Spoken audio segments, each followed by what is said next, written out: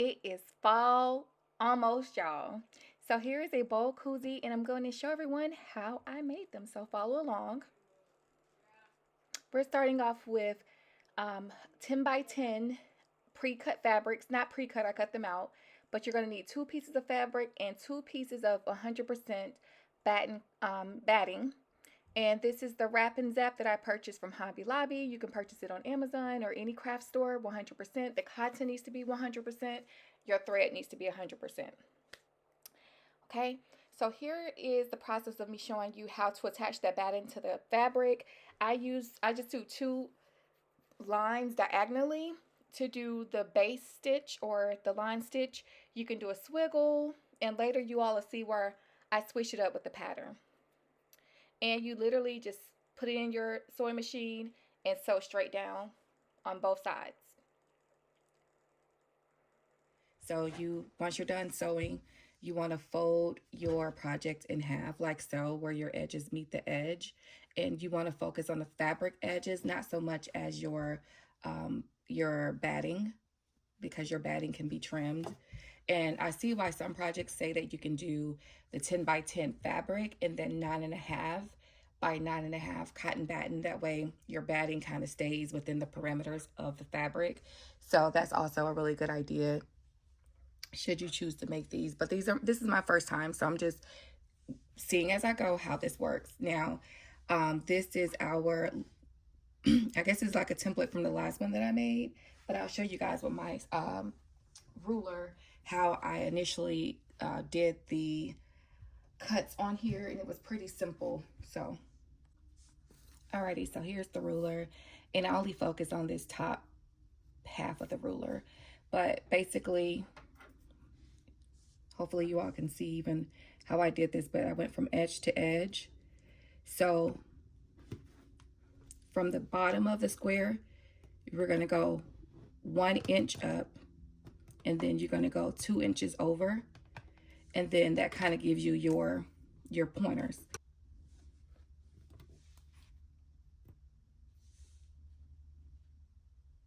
Oopsies, y'all, make sure you're doing it wrong side out. Ay, ay, ay, ay, ay. And this is a water soluble marker, so that will come out with water. Just need to wet it, so it's not even a big deal, but I'm glad that I noticed that before we got to cutting and sewing.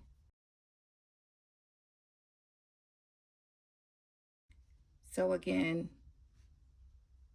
starting with the edge of the fabric,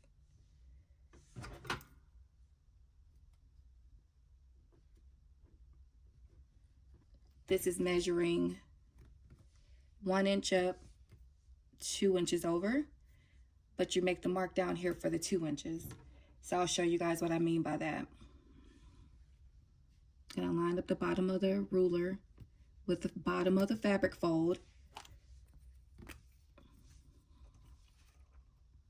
making my mark here. And I'm also going to make one here.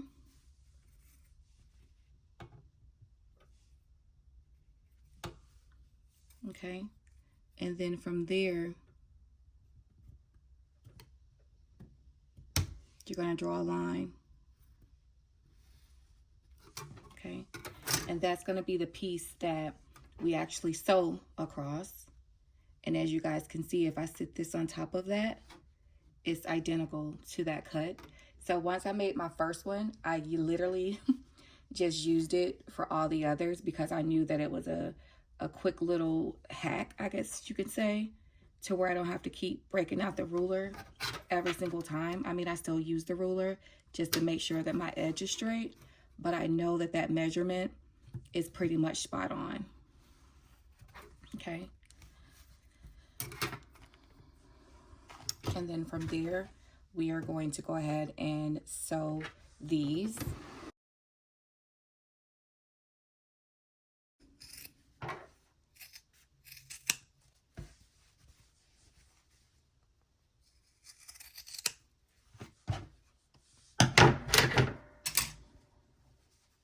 I'm now going to try this one, which will give us this type of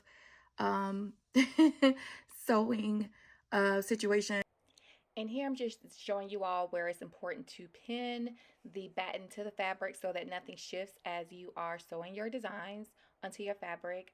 And once you are done with that, you are going to repeat the steps that we did on the first piece of fabric and batting, fold it over to where the pretty sides of the fabric are touching, and you are going to create your darts using the method that I showed. And that is really a very simple project.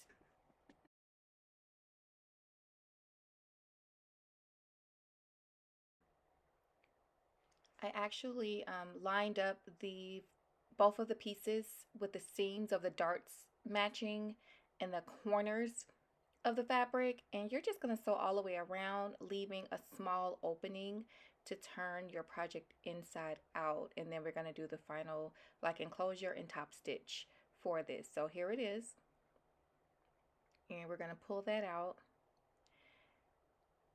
If you have some seams that didn't completely close up, you can push this back in and re-sew it if you need to. I did have a very, very small part.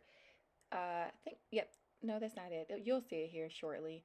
But I didn't feel like it was important enough to like redo it. I'll show you all the little fix. I just, right there, the little piece right there in the middle.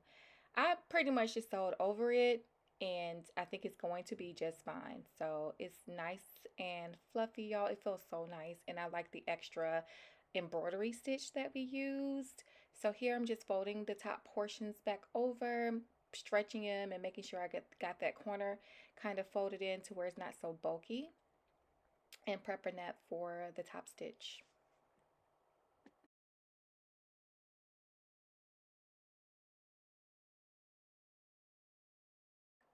And this is the part where you can really try to clean things up a bit. I did kind of roll with my fingers to push that batting out of the way to make sure I got the edge of that stitch like really good. And also that little piece that we saw, I went over that very well and did a back stitch in that area to kind of help close it up, and you can't notice it at all. And here's the final one, y'all. This is it. It's so freaking cute. And I'm doing a rotation around, and you can't even see that little white piece that I was showing you guys earlier when we took this from there. Well, there it is there, but it's like stitched up so well. But anyway, y'all, it's so cute and I love it. So please give it a try. It's a simple quilting project for the fall.